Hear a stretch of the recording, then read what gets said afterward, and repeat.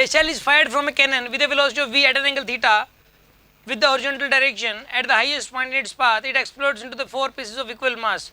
One of the pieces retraces its path to the cannon. One piece moves upward with the velocity v,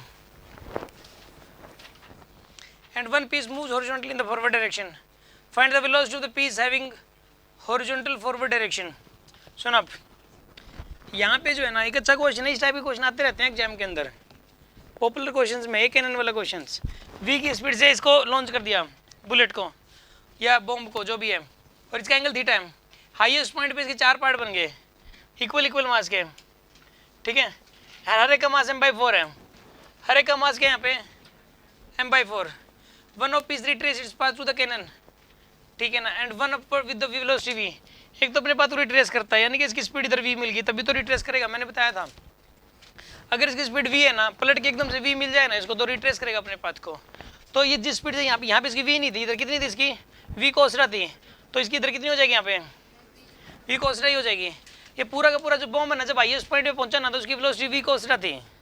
अब जब अचानक फटा ना, तो उसमें से एक पार्ट अपने मतलब वापसी कैनन के अंदर आ गया, तो उसकी जो स्पीड है ना वो इधर v कोसरा ही हो जाएगी, पक्का है, ये बात तो आप श्योर है। मतलब रिट्रेस तभी हो सकता है, अदरवाइज नहीं हो सकता। और एक की स्पीड कितनी बताइए यहाँ पे, ऊपर की तरफ v है, ऊपर की तरफ इसकी स्पीड, ऊपर की तरफ इसकी स्पीड कितनी यहाँ पे v। तो पता है क्या, ऊपर की तरफ जितना मोमेंटम होगा ना, नीचे की तरफ उतना ही मोमेंटम होना जरूरी है। क्यों? क्योंकि यहाँ पे ना नेट मोमेंटम पहले क्या था इसका, मतलब वर्टिकल में था ही नहीं। यहाँ पे इसका नेट मोमेंटम पता है पहले वर्टिकल में था ही नहीं ना, जो कुछ हॉरिजॉन्टल में था।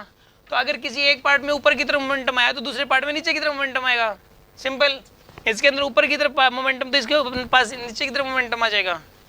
अब एक बात बताइए, ये पूछा कि इसके अंदर वेलोसिटी v डैश की वैल्यू बताने कितनी हो जाएगी। आप ऐसा करो, मोमेंटम कंजर्वेशन लगा दो यहाँ पे, p initial equal to p final. यहाँ पे इनिशियल मोमेंटम बताइए कितना था, इसका मास कितना था m, वेलोसिटी कितनी थी v cos थीटा। अब बताओ इसका मास कितना हो जाएगा यहाँ पे m/4, और वेलोसिटी कितनी है इसकी माइनस की v cos थीटा, और इसका मास कितना होगा बताइए m/4 इंटू में v डैश। सॉल्व कर लो इसको, आंसर आ जाएगा आपके पास। तो यहाँ पे इसको सॉल्व करोगे ना, तो 5/4 mv cos थीटा आ जाएगा is equal to mv dash by 4 आ जाएगा आपके पास। m से m कैंसिल, 4 से 4 कैंसिल, v डैश की वैल्यू कितनी आएगी यहाँ पे 5v cos थीटा आ जाएगा आपके पास, 5v cos थीटा, ये आंसर आएगा आपके पास।